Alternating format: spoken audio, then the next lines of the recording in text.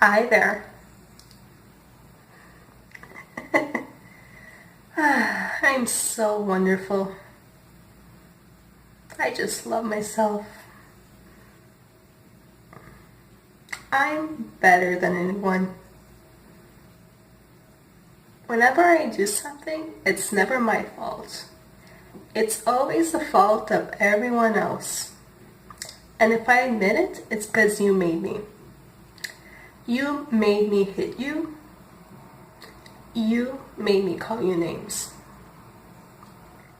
And if I do something to you, it's because you were asking for it. I'm just that good.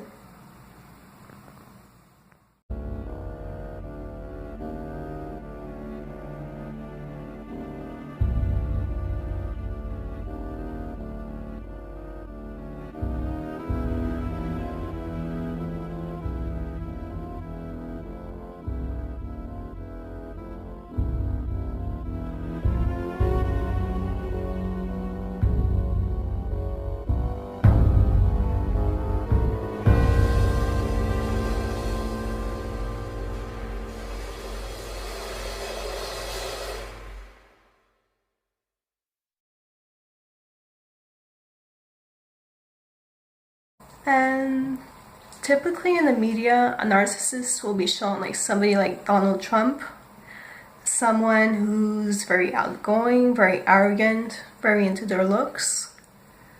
And for sure, Donald Trump has narcissistic tendencies. I don't think anyone would question that. But most narcissists would be nothing like him. In fact, a lot of them, by the time you spot them, the damage is already done. So, because unfortunately in my life I've dealt with a lot of those, I'm going to give you a few ideas on how to spot one yourself. And basically, first, the sign of narcissist is that it's all about them. It's never about you. Also, they lack empathy. They don't know that other people have their own perspective.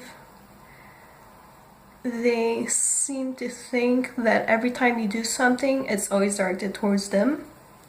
Let's say you post a let's say on Facebook you post a status with lyrics from one of your favorite songs from Kanye West. Right away, a narcissist will think it's directed towards them. Another way to spot a narcissist is that they'll use projection. It's never their fault. Let's say you live with one who spends a lot of money and who's very irresponsible with money. And you're very careful if you're spending, but one day you come home with a new pair of pants and they accuse you of being irresponsible. They'll say that you've been spending too much, you need to be more careful, when in reality it's them. But the reason why narcissists will use projection is because they don't want to take responsibility. They don't want to be responsible. They don't want to have to admit that they did something wrong, that they need to apologize.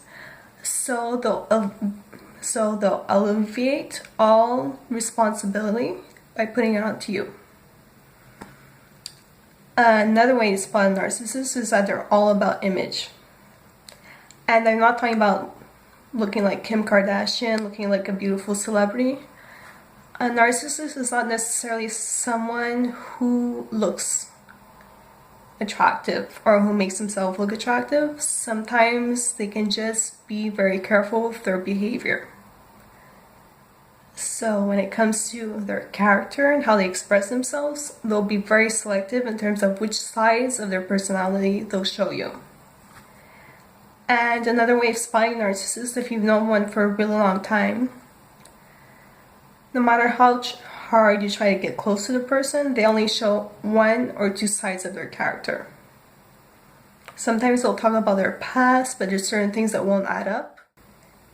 And they'll be quick to give you what you want, but there's always strings attached. They always expect something from you. When somebody really loves you, they're going to do something without having expectations. But a narcissist doesn't work that way because they don't know what love is. They think that the world owes them something. The only reason narcissists will get into a relationship with anybody is if they can take something from them. It could be sex, it could be money, anything. They're not the types of people to get with someone unless there's something in it for them. And if it happens that whatever you want to give the person is not available, they'll find it somewhere else. And they will. Doesn't matter if you're their parent, their friends. Doesn't matter. Everything is about condition. Another thing narcissists will use is gaslighting. Which of course is, well, they have you question your own reality. Say you pass a pair of shoes to someone for an event, expecting them to be returned a week later, and the person turns around and says that you gave them those shoes. And usually a narcissist will do this pretty regularly. Gaslighting basically in itself, if you live in one, is a form of brainwashing. And they'll do this to question your own reality, so that way you stop questioning what they do. Because the only version of reality that's real is their own. Say you had a mother who's narcissistic, and when she was growing up, she wanted to become a model, but she couldn't for whatever reason. And you're her little girl, so by the age of 5, she'll have you wearing makeup and all kinds of outfits, and she'll put you in beauty pageants. Because she wants you to accomplish what she wants you to do, what she wanted to do. Or say if your father was narcissistic, he wanted to study medicine, but he couldn't. So as a boy, he's going to force you to be good at school, to play sports, to do everything that he didn't want to do. To do everything that he didn't want to do or that he couldn't do. And then as you grow up, if you try making your own choices, they'll make you look like you're crazy, like you're rebelling. They'll make it look like you're behaving bad towards them as a child, and then you're disrespecting their authority. Usually a narcissistic father, they'll resort to beating, alcoholism. They'll use control tactics. They'll make you feel intimidated. They'll make you believe that men are supposed to be intimidating. If you're a guy who's raised by a narcissistic mother, then chances are you've had relationships with women who are controlling, needy, and possessive. And this is because you were taught to believe that this is how women are. And as soon as you come across a woman who's more independent and self-sufficient, right away you feel like she doesn't need you. Because you're raised to believe that all women are needy. Yet on the flip side, every time you do meet a woman who's needy, you feel suffocated around her. Okay, I know it's cliche, but the first relationship we have is with our parents.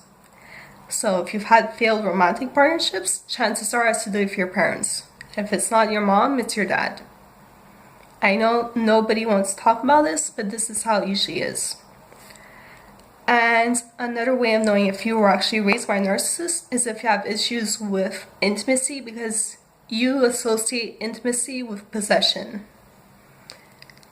And this can go 2 ways. Either you are the person who becomes clingy in a relationship, or you always put a wall around somebody who cares about you because you're afraid that they're going to be the same way. Put a wall around somebody who cares about you because you're afraid that they're going to be the same way. Now, narcissism in general is a really big topic. So just to recap, the ways of spying narcissists is that it's never about them, it's always about you. Also that they use projection, they use gaslighting. And last, another quick way of spying narcissists is basically just trusting your gut. But if unfortunately you were raised by them like myself, you might have been taught that your gut isn't worth depending on. So what I would encourage you to do is every time you have a conversation with someone, whether it's a family, whether it's acquaintance, a friend, partner, you sit down right after and you try to see how you feel after speaking to them. Because if somebody's a narcissist, right after talking to the person, you'll feel moody. In my case, you'll start feeling very anxious, you'll start feeling aggressive without understanding why. An adult who's still living at home with your parents and they're a narcissist, you go to work, get financing, and find a way to move out as soon as possible.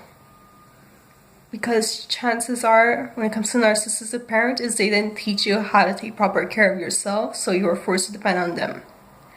And if you realize that you are raised by a narcissist and you're living with one, you need to find the steps necessary to get out there. Because these people are corrupt. These are people who don't know empathy and they only care about themselves. And the only reason why you're near them is to make them happy.